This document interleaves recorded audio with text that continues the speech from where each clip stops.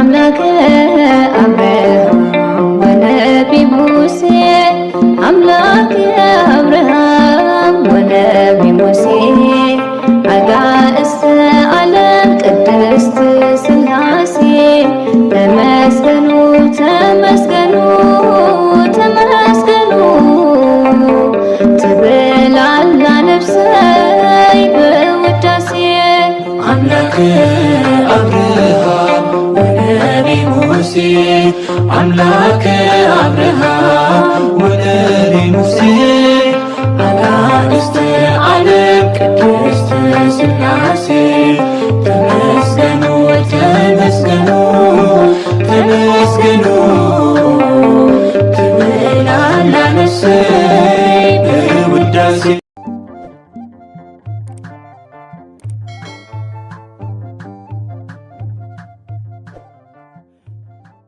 በስመ ሥላሴ በስመ አብ ወወልድ ወመንፈስ ቅዱስ አሐዱ አምላክ አሜን።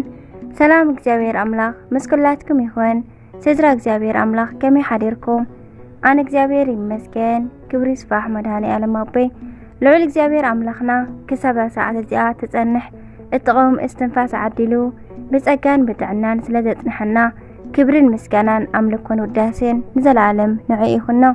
ከምኡውን ነታረረት ህሊና ቅድስተ ቅዱሳን ንጽሕተ ንጽሐን ወላዲተ አምላኽ ወላዲተ ቃል ዝኾነት ቅድስቲ ኪዳነ ምሕረት አደይ ቅዱስ ወዳ ብዝሃባ ክብሪ ክብርን ምስጋናን ውዳሴን ይብጽሐያ። ንኹሎም ቅዱሳና ድማ እግዚአብሔር አምላኽ ብዛኽበሮም መጠን ብዝሃቦም ቃል ኪዳን ከከመዓርጎም ክብርን ምስጋናን ንዘላለም ንዕኦም ይኹኖም አሜን። 6 ታሕሳስ ናይ ዕለቱ ስንክሳር ድሰምዕ ዘንብብ ፍቅሪ ጎይታ ኣብ ልቡ ይዕብብ ሓለዋን ጸሎትን ናይ ቅዱሳን ድማ ይረክብ። ዝክረ ጻድቅ ለዓለም ይሄሉ ዝኽሪ ናይ ጻድቅ ንዓለም ይዝነብር አሜን። በስመ አብ ወወልድ ወመንፈስ ቅዱስ አሐዱ አምላክ አሜን። አቡነ አብርሃም ወአቡነ ስምዖን ሰፋይ አሳእን 6 ታሕሳስ በዛ መዓልቲ እዚኣ መበል 62 ሊቀ ጳጳሳት እስክንድርያ አባ አብርሃም ሊቀ ጳጳሳት አዕረፈ። እዚ ቅዱስ አቦ ድማ ምስ ስምዖን ሰፋይ አሳእን ኮይኑ ጎቦ ዘፍለሰ እዩ። ካብ መብረቕ ሃገር ካብ ቁኑዓት ክርስቲያን ወገን ዝተረኸበ እዩ። ንሱ ድማ አቀዲሙ ብዙሕ ገንዘብ ዝነበሮ ነጋዲ እንትኸውን ብዙሕ ምጽዋት ይፈቱ ነበረ። ምስ መነኮስ ድማ ትሩፋቱን ተጋድልኡን ተሰምዐ እሞ ናይ እስክንድርያ አቦታት ንኽሸምዎ ተሰማሚዖም ጵጵስና ተሾመ። ንሱ ድማ ኣብ ዘመኑ ንኤጲስቆጶሳት ንክህነት መማለዲ ከይቐበሉ ገጸ በረከት ኣውገዘ። ናይ ኣህዛብ ግብሪ ዘለዎምን ብዙሓት አንሽቲ ውሽማታት ዘእተዉ ሰባትን ሓደ ምስ ሓንቲ ንኽጸንዑ ውሽማ ንኸይድርቡን ብኣዋጅ ኣዘዘ። ነገር ግን ሓደ ጊዜ ናይ ንጉስ ጸሓፊ እምቢ ኢሉ ንውሽማ ከይለቐቐ ተረፈ። አቦና ድማ ብዙሕ ጊዜ እንተመኸሮ እምቢ በለ። አባ አብርሃም ሓደ መዓልቲ ናብ ቤቱ እንዳኸደ እንከሎ እቲ ውሽማ ዘላቶ ሰብኣይ ከም ዘይረኣየ ኮይኑ ማዕጾኡ ዓጸወ። አቦና ድማ ኣብቲ ኣፍ ደገ ማዕጾ ንክልተ ሰዓት ዝኣክል ቆመ። ድሕሪኡ አባ አብርሃም ናይዚ ሰብ ደሙ ኣብ ልዕሊ ርእሱ እዩ። ኣነ ካብ ደሙ ንጹህ እየ ብምባል ጸበል እግሩ ኣራጊፉ ምስ ተመልሰ ብቕጽበት ናይታ ገዛ ማዕጾ ኣብ ክልተ ተኸፍለ። እቲ ሰብ ድማ ካብ ሽሞት ወሪዱ ብጣዕሚ ድኻ ኮይኑ ብኽፉእ ደውየ ተታሒዙ ኢዱን እግሩን ተቆራሪጹ ብኽፉእ ኣብ መውታ ስለ ዝሞተ ንኹሉ ሰብ መምሃሪ ኾነ። ኣብቲ ዘመን ድማ ናብ ሃይማኖት እስልምና ዝኣተወ ሓደ ኣይሁዳዊ ሰብ ነበረ። ናይ ጭፍራ ሓለቓ ዝነበረ ሰብ ድማ ዓርኩ ስለ ዝነበረ ምስ ዓርኩ ሓቢሩ ናብ ናይ ምስር ሃገር ንጉስ እናኣተወ ምስ ንጉስ ይዘራረብ ነበረ።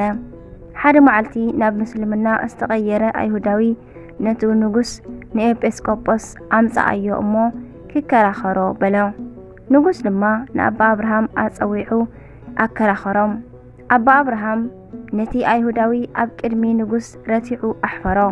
ድሕሪኡ ምስ ዓርኩ ኮይኖም ኣባ አብርሃም ዝወድቀሉ ነገር ክደልዩ ጀመሩ። ኣብ ወንጌል ድማ ብሓቂ እብለኩም ኣለኹ ክንዲ ፍረ ኣድሪ እተኣክል እምነት እንተሃልያትኩም ነዚ እምባ ድማ ካብዚ ናብቲ ተወርወር እንትትብልዎ ንስኻ ይውርወር ዝሰኣነኩም እውን የለን። ማቴዎስ ምዕራፍ 17 ፍቕዲ 20 ዝብል ትእዛዝ ንንጉስ ብምንጋር ነዚ ግን ክርስቲያን ብፍጹም ክገብርዎ ኣይክእሉን በለ። ንጉስ ድማ ደጊሙ ንሊቀ ጳጳሳት ኣባ አብርሃም ኣፀዊዑ ናይ ብሓቅዶ ከምዚ ዝብል ነገር ኣብ ወንጌል ኣሎ እዩ ኢሉ ሓተቶ።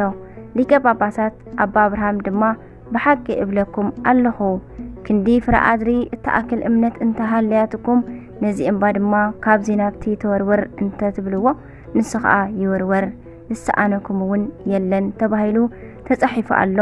ንጉስ ድማ በል ንስኻትኩም ብዙሓት ስለ ዝኾንኩም ናታትኩም ናይ ኩልኹም ክርስቲያን እምነት ተደሚሩ ነዚ ጎበዶ ከፍርሶ ይኽእል ካባኻትኩም ከ ነዚ ገይሩ ዘርእየኒ ሰብ ኣምፃኣለይ በሎም።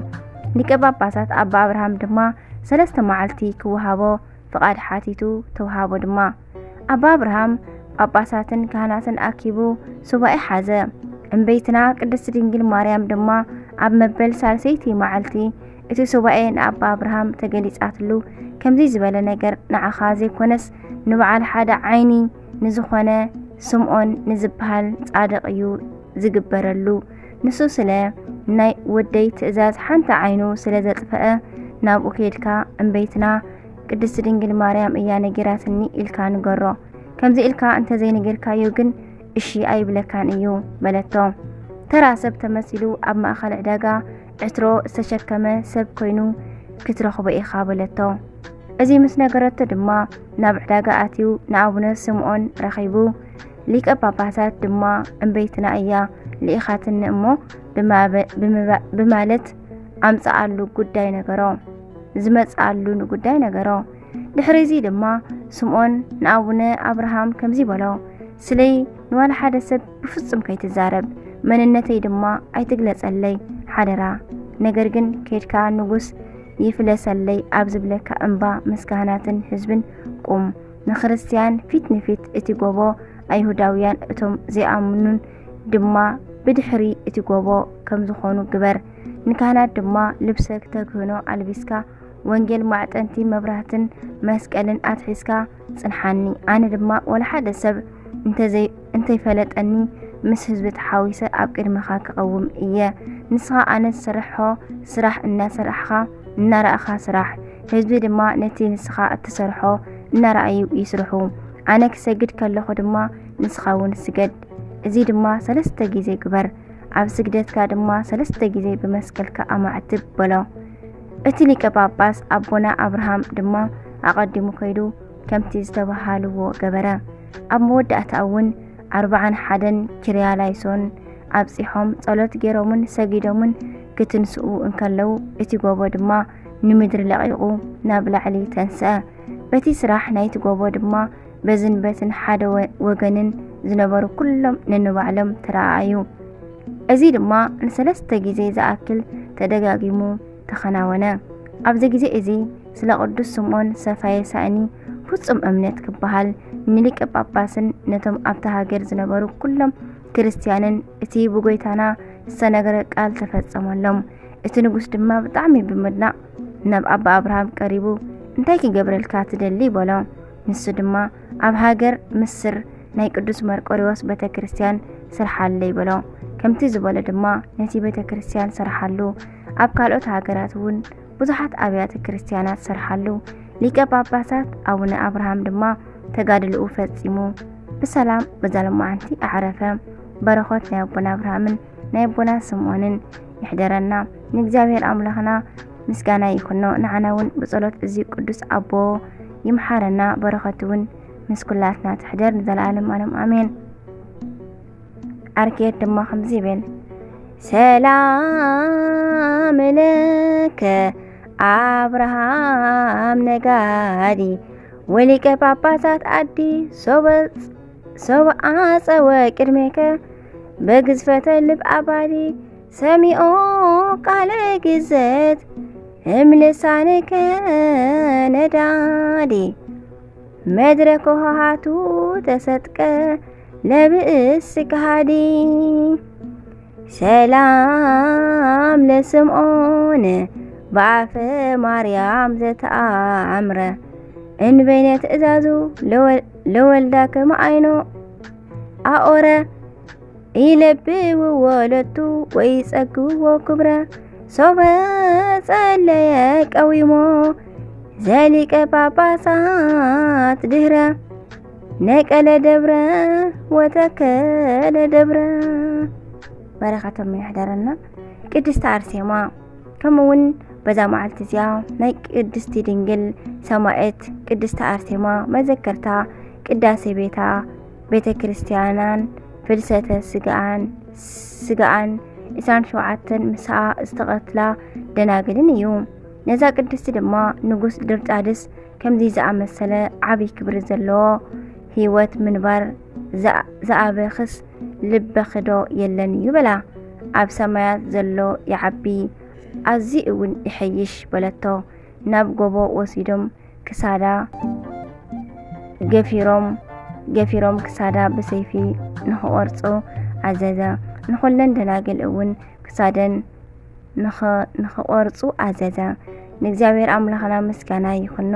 ንዓና እውን ብጸሎት እዘን ደናግል ቅዱሳን ኣንስቲ ይምሓረና አሜን። አርኬ ድማ ከምዚ ይብል ሰላም ለፍልሰተ ስጋሺ በስብሐተ ብዙህ ጉባኤ አመሰከብቺ አርሴማ እስከይከውን ትንሣኤ ወይ ኤመሃ ከበ በቃለ ስብሐት ወውዋኤ ሰማዕታት ዘቅድመቺ እስራ ወሱባኤ ወእለ ድህረቺ ተስዓ ወክልኤ። ከምኡውን በዛ መዓልቲ እዚኣ ናይ ቅዱሳን ኤልያስ አረሚ፣ ናይ በጥልስ፣ ናይ ሱርፍት፣ ናይ ማርያ፣ ናይ ሚካኤል፣ ናይ ይልሰውል፣ ናይ ተላሜዎስ መዘከርታኦም እዩ። ንእግዚአብሔር አምላኽና ምስጋና ይኹኖ። በረኻቶም ድማ ንኹላትና ይብፅሓናን ምሳና ይወዓለን ይሕደረናን አሜን። ንእግዚአብሔር አምላኽና ምስጋና ይኹኖ። ንዓና እውን ብጸሎት እዞም ኩሎም ቅዱሳን ይምሓረና ንዘለዓለም ዓለም አሜን። ታሕሳስ 6 ተኸቢሮም ዝውዕሉ ዓመታዊ በዓላት ድማ ቅድስቲ አርሴማ ድንግል 119 ሰማዕታት ማሕበራ ናይ ቅድስቲ አርሴማ፣ ቅዱስ ስምዖን ጻድቅ ጫማ ሰፋይ፣ አባ አብርሃም ሶርያዊ፣ ቅዱስ እንጣሊዮስ ሰማዕት። ወርሓዊ በዓላት ድማ ቅድስቲ ደብረ ቁስቋም፣ አቦና አዳምን አዴና ሔዋንን፣ ቅዱስ ኤልያስ ነቢይ፣ ቅዱስ ባስልዮስ ዘቂሳርያ፣ ቅዱስ ዮሴፍ አረጋዊ፣ ቅድስቲ ሰሎሜ፣ አባ አርከ ስሉስ፣ አባ ጽጌ ድንግል። በረኻቶም ይሕደረና።